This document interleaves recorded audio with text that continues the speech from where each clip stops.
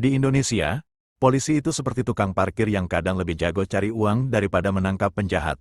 Kalau ada satu hal yang bisa dipastikan, polisi pasti ada di tempat yang strategis, seperti di sekitar pos, jalanan yang ramai, atau tempat parkir yang sepi. Kalau gak bikin razia, ya pasti ada aja permintaan yang bikin dompet kita tipis tanpa alasan yang jelas.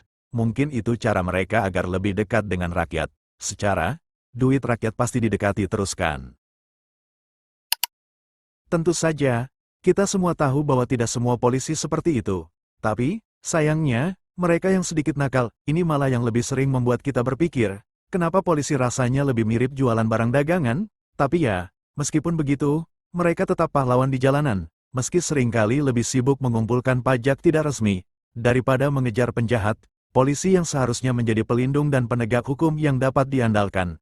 Namun, kenyataannya tak selalu seindah itu. Tugas mereka memang mulia, tapi kinerja yang buruk dalam menangani kasus seringkali menjadi sorotan.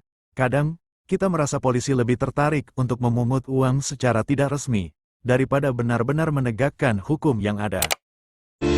Ada orang minta tolong didampingin ya Pak, saya takut.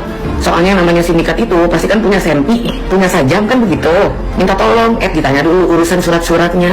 Keburu jauh Pak, itu mobil. Kebiasaan banget, birokrasinya sulit banget. Apa susahnya sih Pak?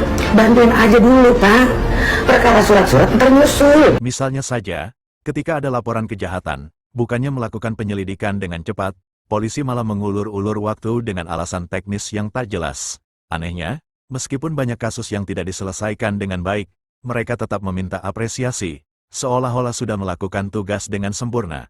Padahal kenyataannya, kita lebih sering melihat mereka seperti pengumpul biaya tak terduga, daripada sosok yang menjadi garda terdepan dalam penegakan hukum.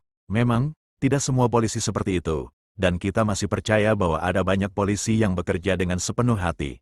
Namun, bagi sebagian oknum yang masih melakukan praktik-praktik tersebut, semoga mereka sadar bahwa tugas mereka jauh lebih penting daripada sekedar mengisi dompet pribadi. Sebagai masyarakat, kita berharap polisi bisa kembali ke jalur yang benar. Bukan hanya menjadi sosok yang menegakkan hukum, tetapi juga melindungi kita dari ketidakadilan.